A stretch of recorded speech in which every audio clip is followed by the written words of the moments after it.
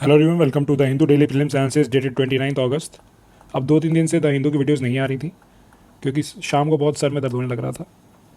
तो मैंने सोचा कि क्वालिटी में कॉम्प्रोमाइज़ नहीं करना है, तो इसलिए मैंने बनाई ही नहीं वीडियोस। ठीक है, अब धीरे धीरे उन्हें बना दूंगा। ठीक, तो पहला आर्टिकल देखते हैं। अब देखो, ये है मेंस में यूज़ कर सकते हैं थोड़ा सा। देखो कैसे यहाँ पे जब फ्लड्स आते हैं आसाम वगैरह में, तो लोग नेचर की तरफ देखते हैं और यहाँ पे एक डांचा करके स्टेम्स मिलती हैं, ग्रासेस हैं बेसिकली। ठीक है, और ये लोग यूज़ करते हैं एज अ किंडलिंग। किंडलिंग मतलब इसे फ्यूल वुड की तरह यूज़ करते हैं कि जैसे इसे जला के खाना वाना बनाते हैं। ठीक है, तो ये सस्टेनेबल है। अब कुछ मेन से रिलेटेड आर्टिकल जो है वो मैंने स्क्रीनशॉट लेके मैंने टेलीग्राम पर डाल दिया है, वो तुम देख लेना उसे कैसे तुम्हें यूज़ करना है। बस मुझे इंपॉर्टेंट लगे मेंस के पर्सपेक्टिव से, इसलिए मैंने डाल दिया। अब इस मंथ में ही, अगस्त में ही, कई बार हम डिस्कस कर चुके हैं कि कैसे यूक्रेन ने ऑफेंसिव लॉन्च किया था कुर्स्क रीजन के अगेंस्ट रशिया के। ठीक है, ऑल्सो एक रीजन जो न्यूज़ में था रशिया का, वो था सुडजा। ठीक है, तो यहाँ पे अब कुछ पाइपलाइन हैं जो कि आज के आर्टिकल में दिखी हैं, तो वो देख लेते हैं। तो एक है गज़प्रॉम। ठीक है, यूक्रेन ने इसे सीज कर रखा है, Gazprom gas metering point, Gazprom याद रखना है। और एक है यूरेन गो पोमरी उज होरड। ठीक है, ये नेचुरल गैस की पाइपलाइन थी, ये रशिया से निकलती है। इवन यूक्रेन भी इसको कंट्रोल करता था, फिर इससे जाता था यूरोपियन यूनियन में, गैस, नेचुरल गैस जाया करता था। ठीक है, तो ये दोनों भी न्यूज़ में है, तो याद रखना है यूरेन गो पोमरी और गज़प्रॉम। ठीक है, सुडजा के थ्रू होकर जाती थी, ये तो मैंने पहले ही बता रखा था कई बार। देखो एसबीआई ने क्या किया है कि टीयर 2 बॉन्ड्स का यूज़ करके उसने कुछ अमाउंट रेज किया है। तो इकोनॉमी में तुम पढ़ोगे बेजल नॉर्म्स। ठीक है, वहाँ तुम्हें ये बताया जाएगा डिटेल में कि 1, 2, 3 बेजल नॉर्म्स क्या हैं। तो यहाँ मैं डिस्कस नहीं कर रहा हूँ क्योंकि इतना इंपॉर्टेंट भी नहीं है। और बेजल नॉर्म्स बेसिकली एक कमेटी है, Basel committee on banking supervision, उसने बनाया ये टू प्रोटेक्ट बैंक्स को प्रोटेक्ट करने के लिए, इवन उनको सुपरवाइज करने के लिए उनकी एक्टिविटीज़ को, ताकि वो इतना पैसा अगर ना दे दें, लैंड ना कर दें इतना पैसा कि वो बैंक रन की सिचुएशन आ जाए। बैंक रन की सिचुएशन मतलब क्या हो जाए कि जो डिपॉजिटर्स थे वो अपना सारा पैसा निकाल लें और बैंक जो हो दिवालिया हो जाए।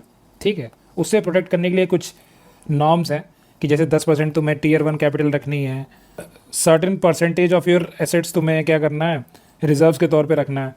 ये सब प्रेस्क्राइब करता है कि ऐसे ऐसे करो। ठीक है, तो ये सब तुम्हें बताया जाएगा इकोनॉमी वाले में, तुम्हारे लेक्चर जहाँ से भी कर रहे होगे तो।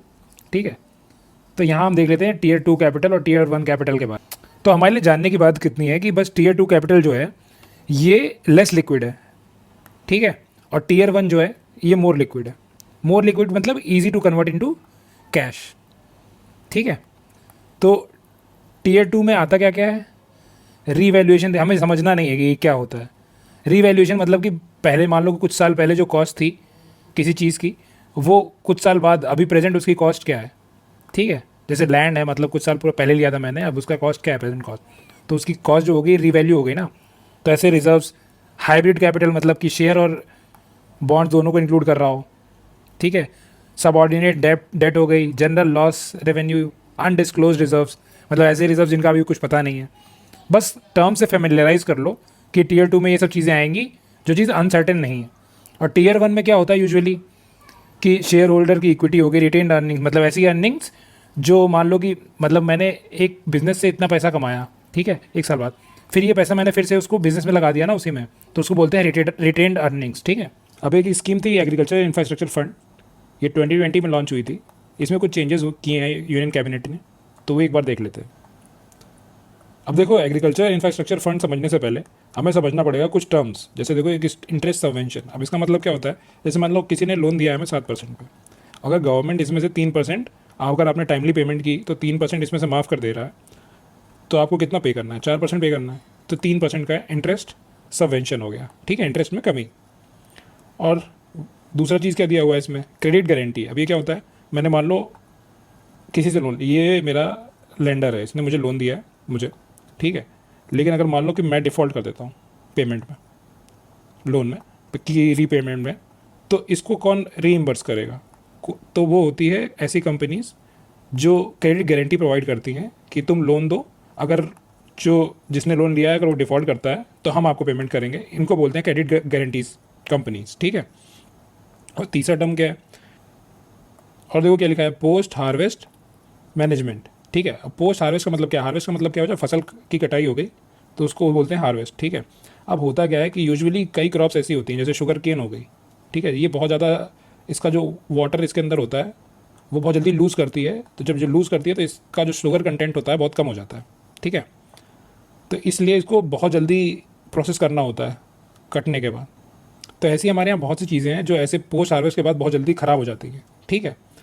तो उनके लॉसेस को कम करने के लिए ये स्कीम थोड़ा हेल्प करती है। उसके अलावा कुछ, अब देखो उसके अलावा इसमें दिया हुआ है ये CGTMSC, ये क्या है, ये है फुल फॉर्म है इसका, credit guarantee trust for micro and small enterprises. अब देखो MSC माइक्रो, एक होता है MSME medium small micro enterprises, ठीक है।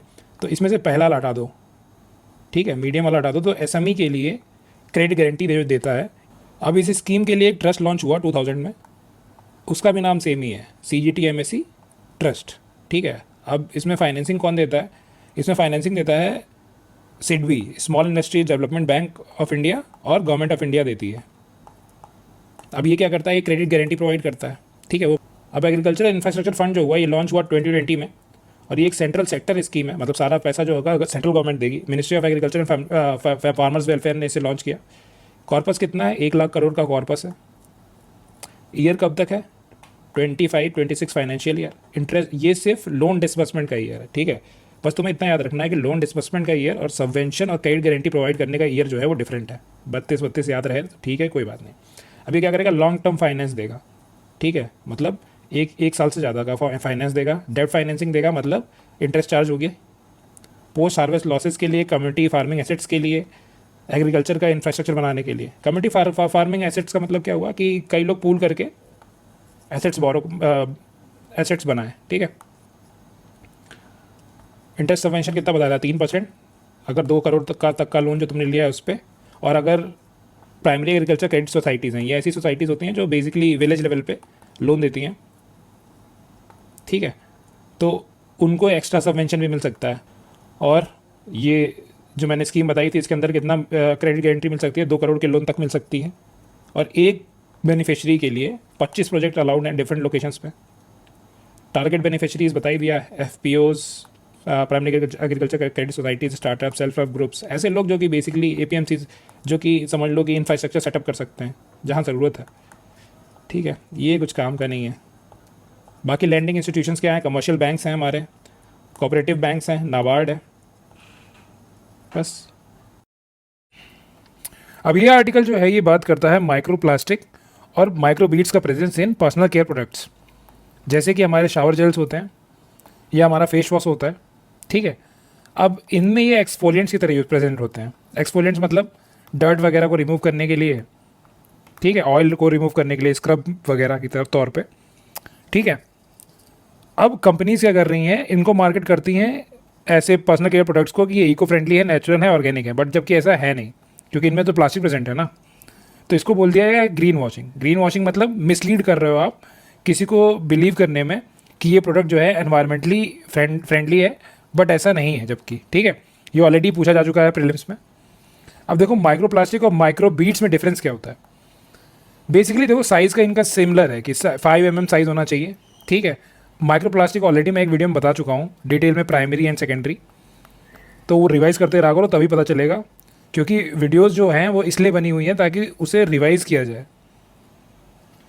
तो वीडियो का पर्पज़ ये नहीं है कि मैंने एक दिन का करंट अफेयर बता दिया और वो बात वहीं ख़त्म हो गई। करंट अफेयर से ज़्यादा उसमें स्टैटिक पोर्शन कवर्ड होता है, तो वीडियोस रिवीजन के पर्पज़ से बनाई गई हैं, तो रिवाइज ज़्यादा किया करो, ठीक है। इसीलिए छोटी छोटी वीडियो भी है। बाकी अब दोनों में डिफरेंस क्या है, देखो माइक्रो प्लास्टिक क्या होता है, ये डिराइव होते हैं लार्जर प्लास्टिक से, मतलब कोई बड़ा प्लास्टिक ब्रेक हुआ तो उससे डिराइव होकर बनते हैं माइक्रो प्लास्टिक। और माइक्रो बीड्स क्या होते हैं, इनको ऐसे ही मैन्युफैक्चर किया जाता है इस साइज़ में ताकि इन्हें ऐड किया जा सके, ठीक है।